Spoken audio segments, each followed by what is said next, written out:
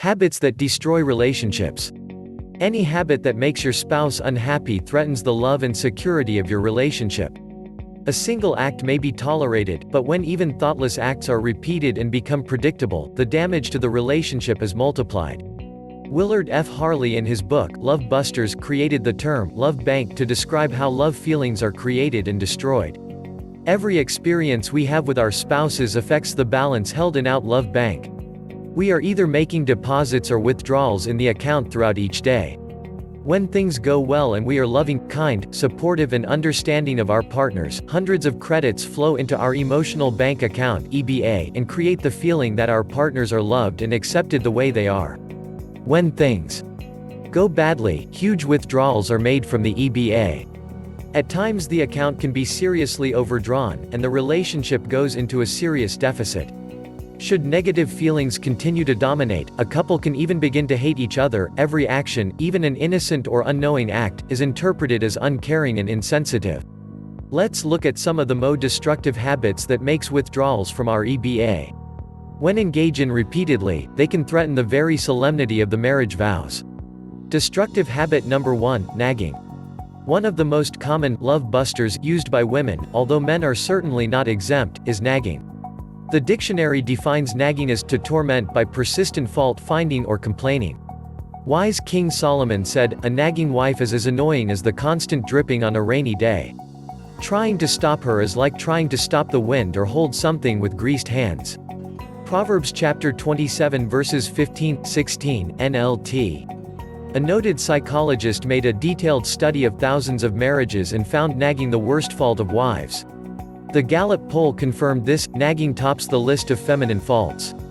A typical nag list from the feminine gender might read as follows: he never fixes anything around the house, never takes me anywhere, won't get up in the morning, watches television too late, gets up too early, won't go to church, spends money foolishly, lives beyond our means, won't talk with me, doesn't understand my feelings, pays no attention to the kids, forgets birthdays and anniversaries, isn't at home enough, never says a decent word unless he wants sex, is stingy with me, is too quiet, leaves the toilet seat up, never picks up his clothes, has terrible table manner, drives like a maniac, tells the same joke over and over again, brags too much, swear in front of the children, refuses to exercise, eats too much, spends too much time golfing, doesn't pay bills on time, constantly channel hops, is too domineering or passive or indecisive.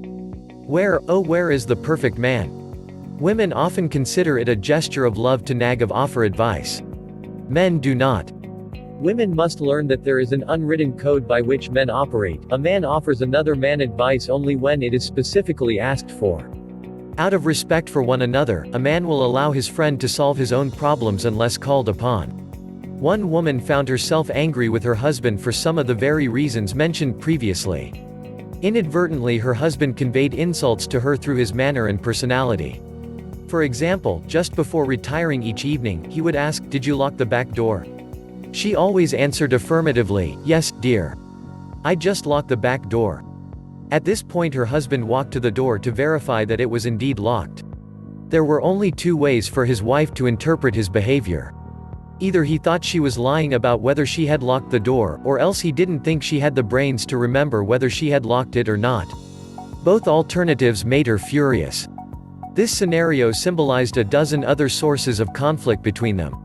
The one night as the husband proceeded to check the lock on the door immediately after she had just told him she'd locked it, the Lord spoke to her. "Take a good look at your husband," the Lord said. "What do you mean, Lord?" she questioned. "Well," the Lord replied, "I have made your husband a door checker. He's a detail man. That's why he's such a good accountant. He can examine a list of figures and instantly locate an error that others have overlooked. I gave him that ability to handle accounting procedures. Yes, I made your husband a door checker, and I want you to accept him that way. Is the Lord sending you a message? Will you listen? Are you willing to make the necessary changes to become a more accepting person?" Destructive habit number 2, angry outbursts. Bursts of anger are little more than attempts to punish our partners because they have done something that displeases us. In an angry flash we try to teach the other person a lesson by saying something hurtful. Each of us has a private arsenal of weapons we draw upon at these times when we need them. These may take the form of shouting, put-downs, criticism or sarcastic name-calling. Some couples resort to profanity, striking each other, throwing things, kicking and pulling hair. Whatever the form, these actions cause huge deductions from the EBA. Each of us has the capacity to hurt our spouse more deeply than can anyone else.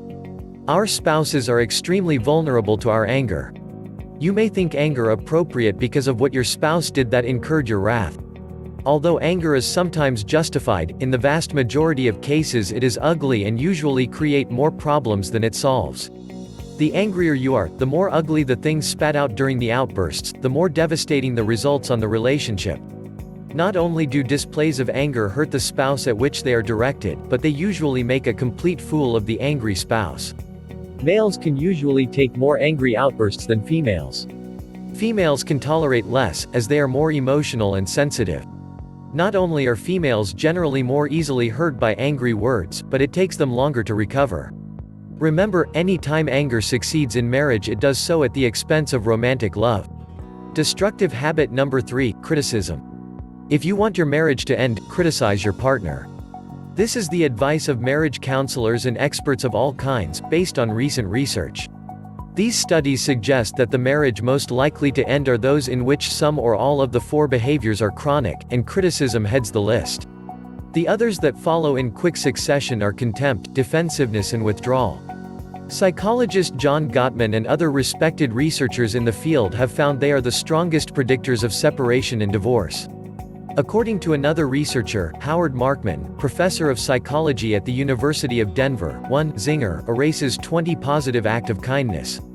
Anger alone is not so harmful to a marriage unless that anger is blended with criticism, contempt and defensiveness. Constant criticism or contempt on the part of either partner is predictive of marital distress and divorce, and it leads to a vicious cycle. The wife criticizes or blames her husband, the husband becomes defensive and either withdraws from the discussion or defends himself by also going on the attack. The result is a highly destructive fight that can end in a verbal battle and physical abuse. This leads to what is termed by professionals as flooding, when spouses are so overwhelmed by negative emotions that their EBA is vastly overdrawn that even reserve funds are depleted. Once this occurs, further discussion is fruitless and spouses must call time out until they have calmed down. Third-party intervention will probably be necessary to help the couple control this negative cycle. Destructive habit number 4, irritating habits and annoying behaviors. For some unknown reasons, women seem to find their husbands more annoying than husbands find wives irritating. On a late-night talk show, a comedian quipped, "Women always marry a man and hope he'll change. Men always marry a woman and hope she'll never change." And there's some truth in this. Women seem to go into a relationship saying, "There are few things I don't like about him. But when I get through with him, you'll hardly recognize him." Men usually go into a relationship saying, "I feel like a king when I'm with her. She's wonderful. I hope she never changes. I always want to feel like this when I'm with her." It is this feeling that pushes him toward marriage. He wants to be her hero for the rest of his life. But once a wife focuses on weaknesses and tries to change her husband, love begins to die. Whether this tendency comes from male or female, it has negative effect on a marriage. A withdrawal occurs from the couple's EBA. Should all the reserves be used up, there will be nothing left to draw on. One woman was irritated over several of her husband's habits, his poor posture, eating habits, tone of voice, and choice of clothes. None of this was intentionally done to irritate her and none was inherently evil. All were an innocent part of his personality. Another woman with different personality might not be the least irritated by these habits and be delighted to have this man as her husband. Irritating habits and annoying behavior patterns affect a marriage in much the same manner as do other negative behaviors, huge withdrawals from the EBA. This is true for both sexes. We all crave acceptance in enormous doses. But it is particularly hurtful for a wife to try to change her husband because it erodes his primary needs for appreciation, admiration and approval. It is impossible for him to have these basic needs fulfilled while his wife is trying to change him. This is an extremely difficult concept for some women to grasp. In some cases, it is almost as if a woman is compelled by an unseen power to point out her husband's mistakes or change some behavior. It is a natural reaction for women to desire change in their relationships and want improvement. Even if a relationship is already good, often a woman will see ways in which she thinks it can be better, if only her partner would do so and so. In spite of the fact that she loves him devotedly and thinks of him as wonderful, she is still inclined to improve him. When she sets about her husband improvement plan, a woman is motivated by love. But her mate perceives it not as love but as rejection and manipulation. And resistance appears to be the major male reaction to this lack of acceptance. So, again, these are the 4 destructive habits that destroys relationships. What can you say? Just comment down below. Don't forget to hit the like and subscribe.